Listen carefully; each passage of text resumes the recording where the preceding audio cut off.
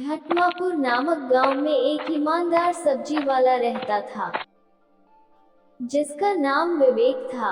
वह अपनी पत्नी महक के साथ रहता था। विवेक रोजाना सब्जी बेचता, फिर जो पैसे मिलते उससे घर चलता था। विवेक की जिंदगी बेहद साधारण थी। रोज सुबह वह ताजी सब्जियों को लाकर गांव में बेचता था। कम कमाई होती थी, लेकिन वो कभी भी झूठ बोलकर तौल में कमी करके या मिलावट करके नहीं कमाना चाहता था। विवेक की ईमानदारी की मिसाल पूरे गांव में दी जाती थी। लोग जानते थे कि विवेक से खरीदी सब्जियां ताजी, सही की होती है और वो कभी ग्राहक को धोखा नहीं देगा। एक दिन की बात है, विवेक सब्जियां बेचकर लौट रहा था कि रास्ते में उसे एक बैग मिला जिसमें करीब 20,000 रुपए थे।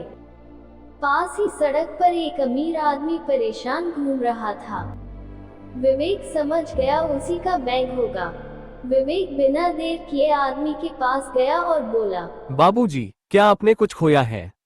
आदमी ने तुरंत कहा, हाँ, मेरा बैग खो गया है, जिसमें पैसे और जरूरी कागज है। कहीं दिखा क्या? विवेक बिना कोई लालच दिखाए मुस्कुराकर बैग उसे लौटा दिया। तो अमीर आदमी बहुत खुश हुआ और बोला, तुम बहुत नेक इंसान हो, ये लो 5,000 रुपए रख लो इनाम के तौर पर।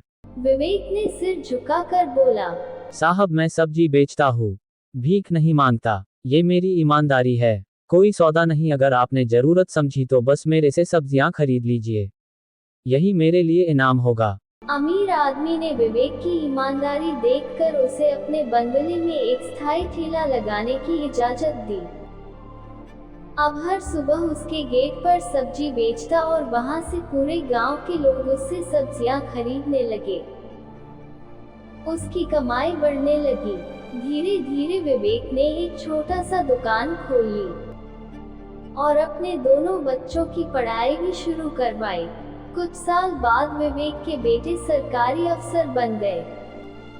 जब किसी समारोह में पत्रकारों ने विवेक से पूछा कि उनके बेटों की सफलता का राज क्या है, तो उन्होंने एक ही बात बोली, मैं गरीब हो सकता हूँ, लेकिन मैंने कभी अपने ईमान को नहीं बेचा, और यही बात मैंने अपने बच्चों को सिखाई। तो दोस्तों, हमें इस कहानी से यह सीख मिलती है कि हमें किसी भी स्थिति में झूठा और बेईमानी नहीं करनी चाहिए।